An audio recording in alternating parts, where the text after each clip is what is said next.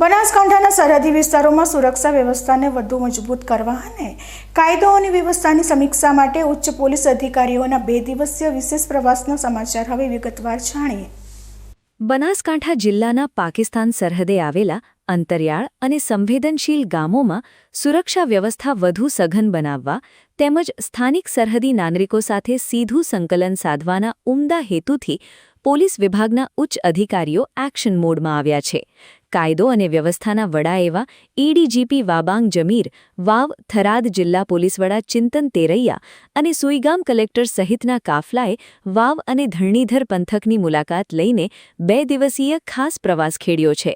આ મુલાકાતનું મુખ્ય ઉદ્દેશ્ય સરહદી ગામોની વર્તમાન સુરક્ષા સ્થિતિનું આકલન કરવાનો અને સ્થાનિક રણીધણીઓ સાથે સીધો સંવાદ સ્થાપિત કરવાનો હતો।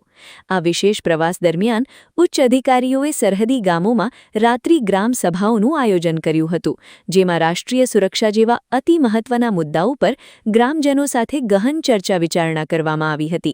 આ મુલાકાત અંતર્ગત ધરણીધર તાલુકાના રાછેણા ગામે એડીજીપી વાબાંગ જમીરની અધ્યક્ષતામાં એક ભવ્ય રાત્રિ ગ્રામસભા યોજાઈ હતી, જેમાં પંથકના અનેક નાગરિકો અને અગ્રણીઓ મોટી સંખ્યામાં ઉપસ્થિત રહ્યા હતા।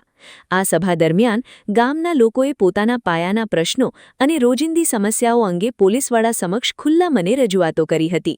સરપંચના નિવાસસ્થાને આયોજિત આ વિશેષ કાર્યક્રમ પૂર્ણ થયા બાદ એડીજીપી વાબાંગ જમીરે રાછેણા ગામના સરપંચ કિરણસિંહ રાજપૂતના ઘરે સ્થાનિક આગેવાનો સાથે સ્વાદિષ્ટ ભોજન લીધું હતું અને આત્મીયતા કેળવી હતી।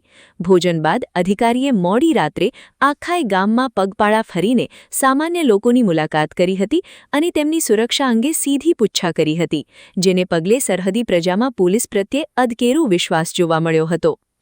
તમામના અભ્યાસ કરીને અલગ અલગ પ્રકારના જે સૂચનો રાજ્ય સરકાર દ્વારા તરફ મોકલવામાં આવેલા હતા। એજ્યુકેશન, પાણીના વ્યવસ્થા, રસ્તાના વ્યવસ્થા અને મેડિકલના સુવિધા અને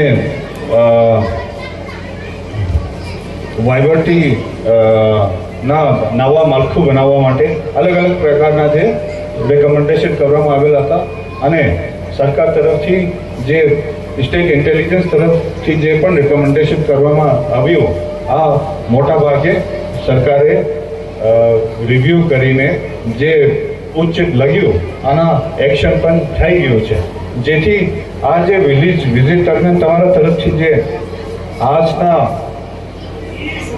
રજૂઆતના સમય દરમિયાન તમારા જે ચોરીના મુદ્દા છે અને પાણીના મુદ્દા છે અને માધ્યમિક શાળા શરૂ કરવાના જે મુદ્દા છે, આ તમામ મુદ્દા હું નોંધ કરવામાં આવેલ છે અને યોગ્ય કાર્યવાહી કરવા માટે હું જરૂરી કાર્યવાહી કરવામાં આવશે।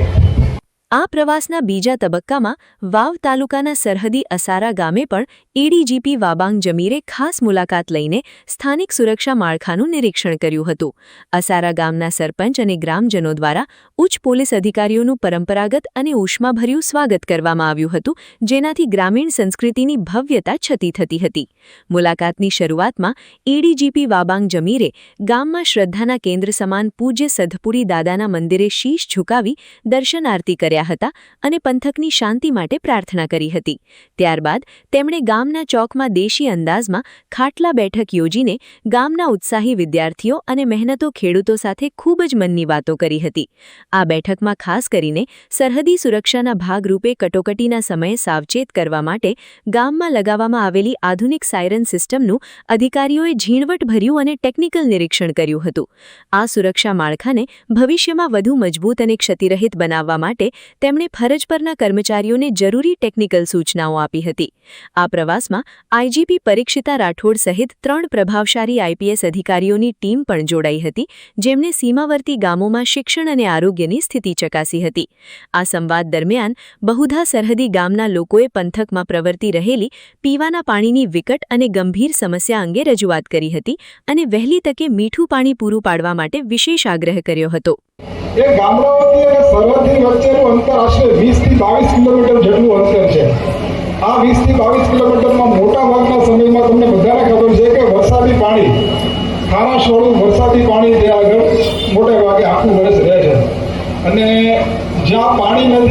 વિસ્તારોમાં આપણે પોલીસ વિભાગ સાથે અને બીએસએફ સાથે અને દરેકે દરેક જગ્યાએ બીએસએફની જે આઉટપોસ્ટ છે, બીઓપી છે, એ દરેક જગ્યાએ આપણે પેટ્રોલિંગની વ્યવસ્થાઓ કરી છે, અમારા કેમલ પેટ્રોલિંગની વ્યવસ્થાઓ કરી છે અને એમાં વધારેમાં ઉલટું અત્યારે આધુનિક ટેકનોલોજીમાં આપણે ડ્રોનની સુવિધા ઉપલબ્ધ છે, બધાને ખ્યાલ હશે.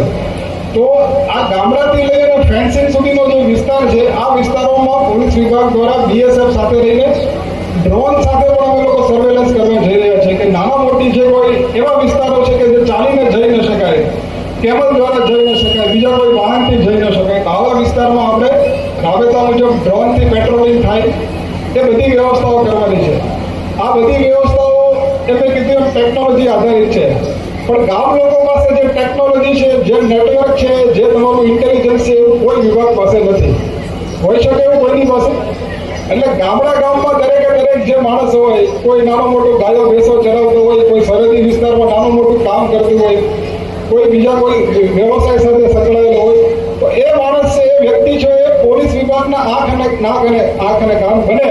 તો હું નથી માનતો કે સરહદથી પારથી કોઈ પણ વ્યક્તિ આવે જે દેશના દુશ્મન હોય અને દેશની સુરક્ષાને ખતરારૂપ હોય, આવા કોઈ પણ વ્યક્તિઓ આવી શકે એ હું માનતો નથી. એટલે તમે જે લોકો કામ કરી રહ્યા છો એ ખૂબ સારું કામ કરી રહ્યા છો. આપણે મિટિંગ લગભગ દર મહિને બધા સાથે ગામ સાથે કરીએ છીએ, પણ એ કન્ટિન્યુઅસ સંવાદ જાળવવા માટે લગભગ બધાને ખબર છે, આપણે વોટ્સએપ ગ્રુપ બધાને બનાવ્યું છે. લગભગ ખ્યાલ છે ને બધાને? વોટ્સએપ ગ્રુપ આપણે બનાવ્યું છે.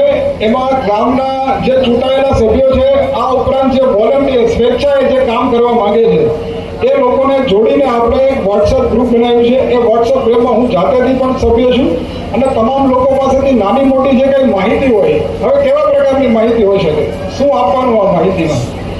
સૌથી પહેલા આ રણ વિસ્તારમાં કોઈ પણ પ્રકારની શંકાસ્પદ હિલચાલ થાય, આપણું ગામ છે, નાનકડું ગામ છે, લગભગ દરેકને આપણે ચહેરાથી એકબીજાથી ઓળખતા હોઈએ છીએ. હવે આ ગામમાં બહારથી કોઈ વ્યક્તિ આવે, કોઈ પણ કારણસર આવે, કોઈ કામ માટે આવે તો કોઈ આવે, લગભગ બીજા દિવસે કે એક દિવસે આપણને ખબર પડી જાય કે આ વ્યક્તિ ગામમાં આવ્યું છે. તો તમારા લોકોના સંપર્કથી અમને એ માહિતી મળી શકે કે દરેકે દરેક ગામમાં બહારથી કોઈ આવે છે, કોઈ ઉચ્ચ પોલીસ અધિકારીઓ દ્વારા સીમાવર્તી વિસ્તારોમાં યોજાયેલા આ પ્રકારના અનોખા લોકસંપર્ક કાર્યક્રમો સરહદની સુરક્ષા માટે ગેમ ચેન્જર સાબિત થઈ શકે તેમ છે. ખાખી વર્દીના ઉચ્ચ અધિકારીઓને પોતાની વચ્ચે ખાટલા પર બેસીને પ્રશ્નો સાંભળતા સરહદી પ્રજામાં સુરક્ષાનો અહેસાસ બમણો થયો છે, જે દેશની એકતા અને અખંડિતતા માટે ખૂબ જ અનિવાર્ય છે. આ 2 દિવસીય મુલાકાત બાદ માત્ર પોલીસ અને જનતા વચ્ચેના સંબંધો જ નથી મજબૂત બન્યા, પરંતુ ભવિષ્યમાં સરહદી ગામોની આંતરિક સુરક્ષા વ્યવસ્થા અને માળખાકીય સુવિધાઓમાં પણ ખૂબ મોટો અને સકારાત્મક ફેરફાર જોવા મળશે તેમાં કોઈ શંકા નથી.